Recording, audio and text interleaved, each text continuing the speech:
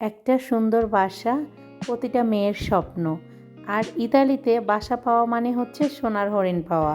তবে আমি বলবো আল্লাহর রহমত থাকলে সব সম্ভব হয়। কিভাবে জানেন? কারো কষ্ট খুঁজতে এসে এভাবে ম্যাজিকের মতো যে আমি আমাদের বাসাটা পেয়ে যাব কখনোই ভাবতে পারিনি। আল্লাহর অনেক নিয়ামত। আপনাদের সাথে এখন এই কথাগুলোই শেয়ার করব। যদি আমার ভিডিওটা ভালো লেগে থাকে প্লিজ শেয়ার করেই দিবেন, কারণ সবাই এই জিনিসটা জানতে চান বিদেশ বাড়িতে বাসা কিভাবে পাওয়া যায়। তো ফার্স্টেই সকালবেলা রান্না বাড়ার আয়োজন। সকাল বলতে দুপুর কিন্তু 11টা বেজে গেছে।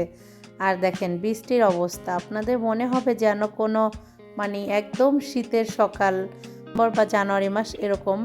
বাট দেখেন সেপ্টেম্বর মাসে এসেই সাথে সাথে বৃষ্টি আর হচ্ছে ঠান্ডা। তো কি করার, আর এটাই হচ্ছে এই দেশের ওয়েদার। আর এই যে আমার গাছগুলো দেখতেছিলাম, ভালো লাগতেছিল, রিমঝিম বৃষ্টি। তো এবার যে কথাটা আমি বলতে চাইছিলাম এখন বলি। একটা বাসা পেতে হলে কিন্তু ইতালিতে আপনার ডকুমেন্ট লাগে, ভালো একটা কাজের কন্ট্যাক্ট লাগে। বাট আমাদের বেলা আলহামদুলিল্লাহ বলবো এইবার কিছুই লাগেনি। ওই যে আল্লাহ নিজের হাতে এসে যখন দিয়ে যায় কিছু কারো মাধ্যমে, এটা কি বলবো, ভাষায় শুকরিয়া প্রকাশ করা যাবে না।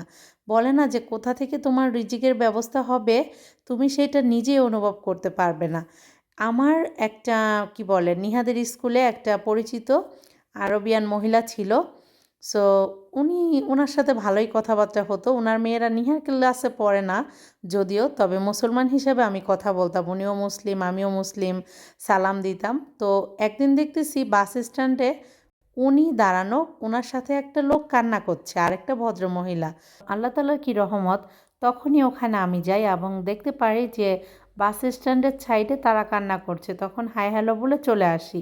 পরের দিন জানতে চাই, সে বলল যে আমার ফ্রেন্ড হয়, বাসা ছেড়ে দিবে তাই কান্না করছে, 12 বছর এক বাসাতে ছিল। তো আমি বললাম এটাই স্বাভাবিক, মেয়ে মানুষ, আমাদের জীবনই এরকম, মায়া লেগে যায়। সো তখন বললাম আমারও তো বাসা লাগবে। তো সে বলল এই বাসা তো দিবে না, বিক্রি করে ফেলবে। আমি বললাম তারপরে একটু কথা বলল। তো নিহার পাপাকে জানাইলাম, সে বলল যে হ্যাঁ একটু বইলা ভালো করছো, দেখি কি হয়।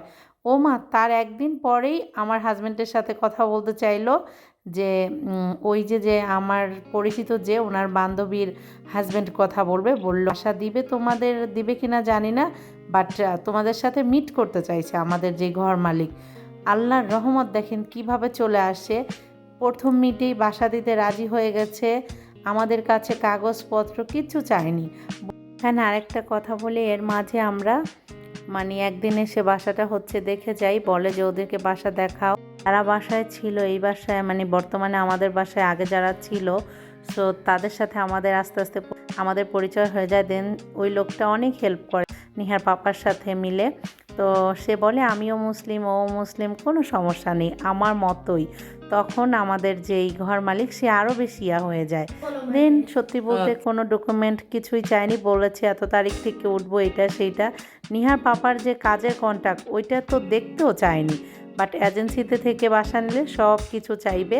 আর আলহামদুলিল্লাহ আমাদের সব কিছু ছিল, বাট ওই যে বাসার খোঁজই পাচ্ছিলাম না। এজেন্সিতে এত দৌড়াইছি, বাসা পাইনি। বাট এই যে দেখেন মানুষের কষ্ট খুঁজতে এসে বাসা পেয়ে গেছি আলহামদুলিল্লাহ।